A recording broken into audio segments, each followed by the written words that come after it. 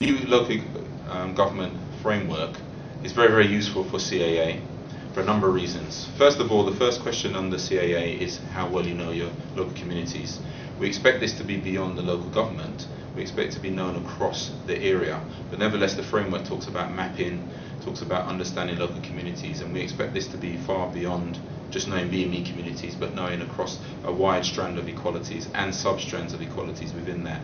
And also we understand that the mapping needs to include neighbourhoods and wards, because again, parts of the country where overall deprivation can be very, very low, affluence can be very, very high, school results can be very, very good, but if you look at certain wards or housing estates, there can be very major multiple deprivation and issues. So we expect the mapping to be quite comprehensive, and we think the framework gives that. The second part of the questions is more about what is actually being delivered at the moment. So it's about outcomes, outcomes, outcomes. And again, the framework, the new framework in particular, is focused much more on outcomes.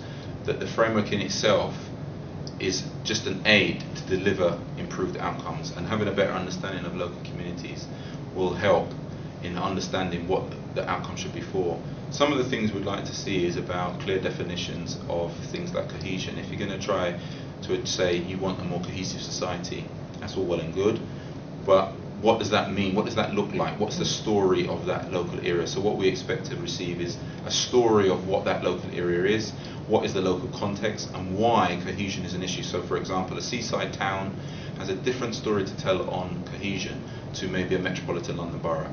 During the summer, thousands and thousands of people from all over the place descend into a seaside town and can create major change in the demographics of the area, can create all sorts of issues in terms of cohesion over a period of time. So that will be very different to how you would approach cohesion in a London borough that has very few throughput of people. So for example, Westminster, that has thousands of people coming into Westminster every day for work. In Waltham Forest, thousands of people go out of Waltham Forest to work. So the demographics is very, very different. So we expect context to be very, very different. So the framework provides sort of a modelled approach to how you can deal with that.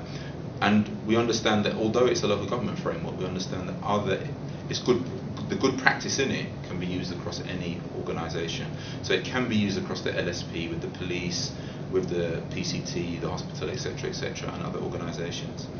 The other point I wanted to mention about it is also how you apply the framework using partners, where beyond the public sector partners, the main public sector partners. So having a role and being clear, what is the role of the third sector, the voluntary sector, and what is the role of the business sector.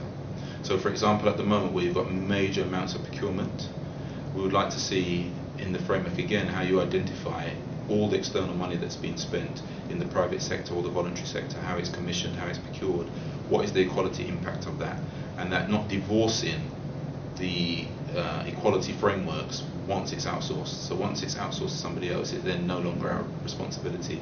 On the CAA, we would expect that the outcomes are still going to be delivered through those areas.